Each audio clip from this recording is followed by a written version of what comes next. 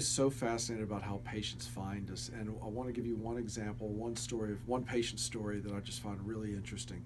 So back in December, we had scheduled a current clothing Botox party at the store on Union Street here in San Francisco, and they sent out an e-blast to their customers. They even posted something on Instagram, and at that time we didn't know it, but there was a young girl that was interested in Botox, had been considering it, hadn't come in before to get it done. Anyway, she saw the Instagram post from Current Clothing, and she said, you know what, if they're doing this around, before Christmas, New Year's, I'll think about it. So I like to think of things in terms of sales funnels. And so in that sense, she was now aware that she could get Botox.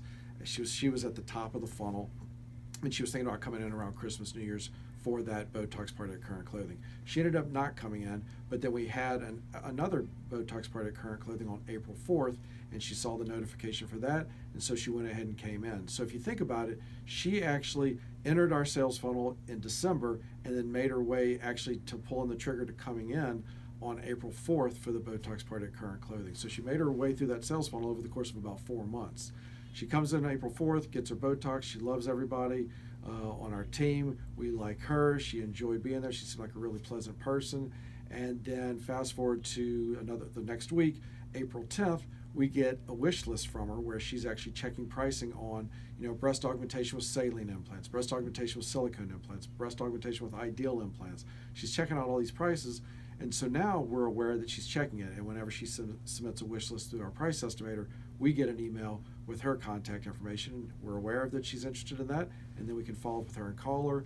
And we call her, and she actually comes in for her consultation on April 20th. Now, she's already knows us at this point, and she's probably close to making a decision about booking. But one thing that often stands in the way is people come to the consult, and then they find out that it's out of their price range.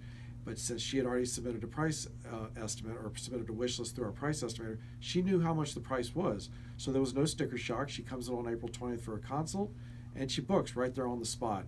Then she finally comes in on May 9th for her surgery, and this is the operation she has, a breast augmentation. We were able to go through the inframammary fold. We didn't have to lower her fold, and we do the procedure, no complications. She's a happy camper. We're happy campers, and it all started because of an Instagram post by Current Clothing, and somewhere in there she found my wife, who's a fashion blogger at Kelsey Kaplan Fashion on Instagram, and because my wife's an Instagram blogger who is into petite fashion, this person was immediately hooked on her clothing because my wife wears clothes from Current Clothing. So because she was already following Current Clothing, she's now following my wife, and then that's how she found out about the Botox party, and then eventually came into our office. So it's just fascinating to me how people how marketing works and how people enter your sales funnel and all the different connections and associations, how they eventually come in to become your patient.